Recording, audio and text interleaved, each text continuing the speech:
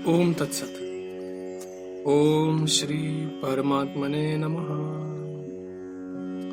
ओम श्री गुरुवे नमः। लीला और सरस्वती का संवाद। सब कुछ चिन्मात्र ब्रह्म ही है, इसका प्रतिपादन। श्री सरस्वती जी ने कहा,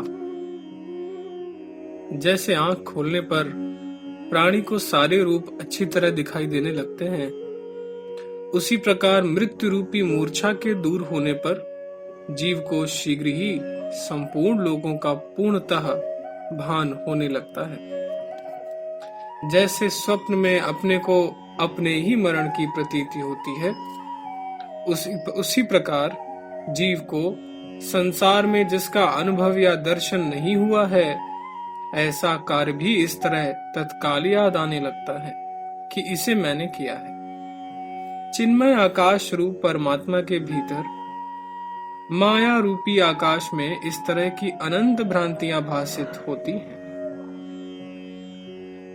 यह जगत नाम की नगरी, जो बिना दीवाल के ही प्रतीत होती है, वास्तव में कल्पना मात्र है, सत्य नहीं। यह जगत, यह सृष्टि इत्यादि रूप से स्मृति यानी वासना ही विस्तार को प्राप्त हो रही है। कृशांगी लीले, यह त्रिभुवन आदि दृश्य प्रपंच कुछ लोगों के अनुभव में आकर उनकी स्मृतियां स्थित हैं और कुछ लोगों के अनुभव में आए बिना ही उनकी स्मृति में विद्यमान है। विश्व का अत्यंत विस्मृत हो जाना ही मोक्ष कहलाता है। उस अवस्था में किसी के लिए भी कोई प्रिय और अप्रिय नहीं रह जाते। अहंता और जगत की आधारभूत अविद्या का अत्यंत अभाव हुए बिना मोक्ष स्वाभाविक रूप से विद्यमान होता हुआ भी उदित नहीं होता। जैसे रज्जु में जो सर्प का भ्रम होता है वह वास्तविक नहीं है, तो भी जब तक उसमें सर्प शब्द और उसके अर्थ की संभावना का पूर्ण रूप से बाध नहीं हो जाता, तब तक वह शांत होने पर भी शांत नहीं होता। यह जो विशाल संसार है परब्रह्म ही है, यह निश्चित सिद्धांत है। अविद्या का अभाव हो जाने पर भी यदि अनुवृत्तिवश इसकी प्रतीति होती है, तो उसे प्रतीति मात्र ही समझना चाहिए, वह वास्तव में नहीं है। जैसे स्वप्न से जागने पर स्वप्न के संसार की आकृति प्रतीत हो, तो भी वह मिथ्या ही है, वास्तविक नहीं। इसी प्रकार जगत के उदित होने पर भी कहीं कभी कुछ भी उदित नहीं हुआ, केवल चिन्मय आकाश रूप परमात्मा ही स्थित है। इस तरह विचार करने से यह सिद्ध हुआ कि कभी कुछ उत्पन्न नहीं हुआ।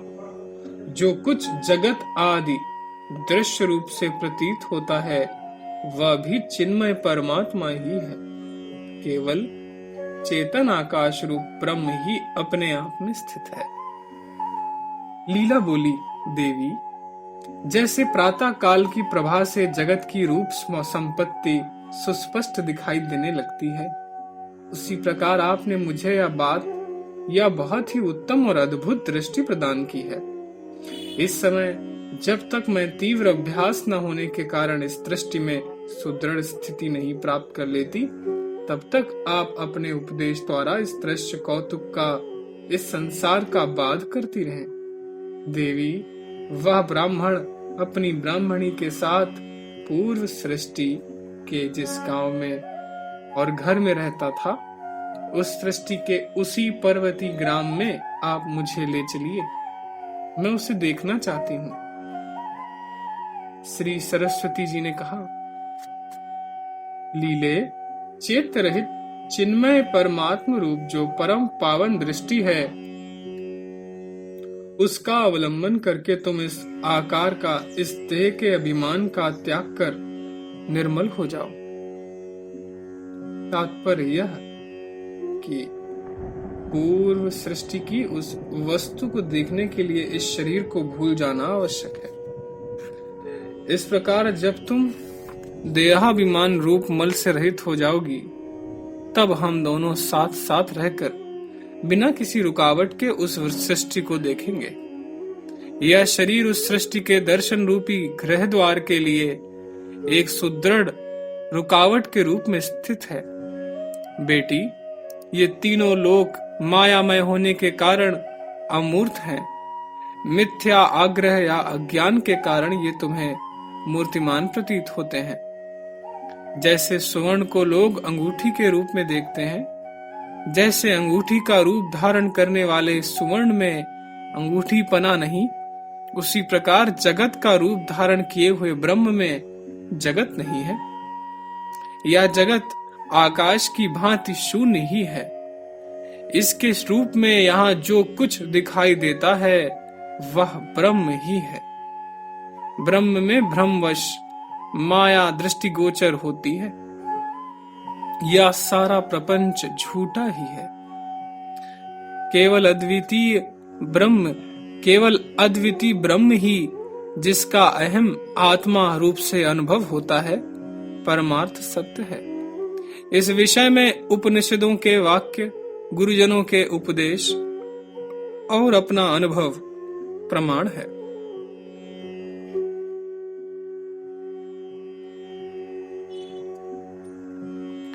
जो ब्रह्म है वही ब्रह्म को देखता है। जो ब्रह्म नहीं है वह कदापि ब्रह्म को नहीं देख सकता। ब्रह्म का ही जो ऐसा स्वभाव है वही सृष्टि आदि के नाम से प्रसिद्ध है। जब तक अभ्यास योग के द्वारा तुम्हारी भेद बुद्धि शांत नहीं हो जाती, तब तक अब्रह्म रूप होने के कारण निश्चय ही तुम ब्रह्म को नहीं देख सकती। ब्रह्म ज्ञान का बारंबार अभ्यास करने के कारण ब्रह्म में अद्वैत भाव से जिनकी दृढ़ स्थिति हो गई है, ऐसे हम लोग ही उस परम पद का साक्षात्कार करते हैं। जब अपने संकल्प मनोरथ से निर्मित हुआ नगर भी अपने इस शरीर से प्राप्त नहीं हो सकता, तब दूसरे के संकल्प से निर्मित नगर को दूसरा शरीर कैसे प्राप्त कर सकेगा? अतः कार्य को समझने वाली स्त्रियों में श्रेष्ठ लीले, तुम इस देहाध्यास से रहित होकर चेतन ब्रह्म में आकाश रूपिणी हो जाओ, तब तत्काल ही उस ग्राम का दर्शन करोगी। अतः शीघ्र वही कार्य करो। लीला ने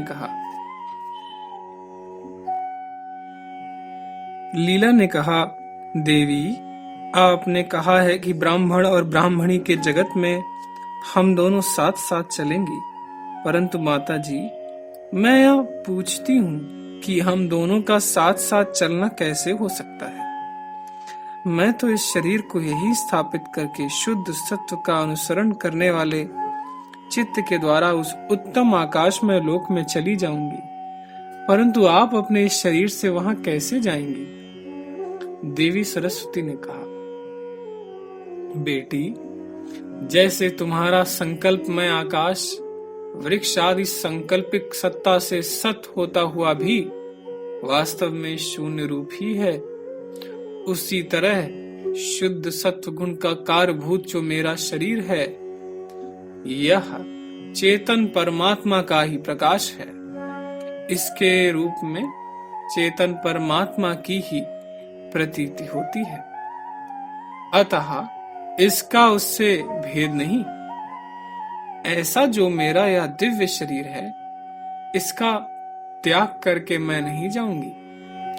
जैसे वायु गंध को प्राप्त होती है, उसी तरह मैं इसी शरीर से ब्राह्मण ब्राह्मणी के उस देश में पहुंच सकती हूँ।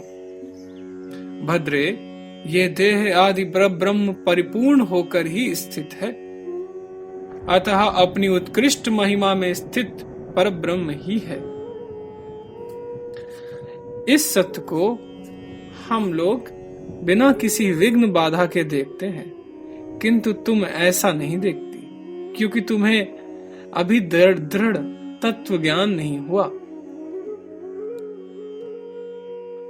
जैसे सुवर्ण में कटकत्व, जल में तरंगत्व और स्वप्न के नगर एवं संकल्प कल्पित पुर आदि में सत्यत्व नहीं, उसी प्रकार सच्चिदानंद रूप ब्रह्म में कल्पनातीत अनामय आत्म स्वभाव से पृथक कोई वस्तु नहीं है। जो कुछ भी अदृश्य प्रपंच भासित हो रहा है वह सब ब्रह्म का ही निर्मल विकास है। जैसे परम उत्तम चंद्रकांत मणि की भ्रमवश कांच के समान प्रतीति होती है, वैसे ही ब्रह्म के विशुद्ध विकास की भ्रांतिवश दृश्य रूप से प्रतीति हो रही है।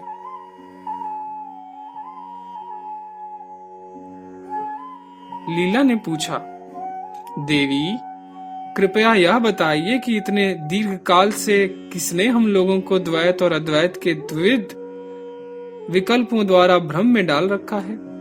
श्री सरस्वती जी ने कहा, चंचले, तुम चिरकाल से अविचार द्वारा व्याकुल होकर भटक रही हो। अविचार स्वभाव से उत्पन्न होता है और विचार से उसका नाश हो जाता है। विचार द्वारा अविचार का पलक मारते मारते नाश हो जाता है। यह अविचार रूप अविद्या विचार या विवेक से बाधित होकर ब्रह्म सत्ता हो जाती है, ब्रह्म के सत्य स्वरूप की प्राप्ति हो जाती है। इसीलिए अविद्या का अस्तित्व नहीं, अतः ना तो कहीं अविचार है, ना अविद्या है, ना बंधन है और ना मोक्ष ही है।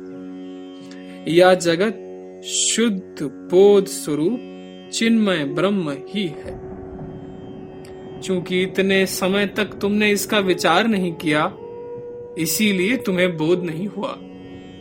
तुम भ्रांत एवं व्याकुल ही बनी रह गई।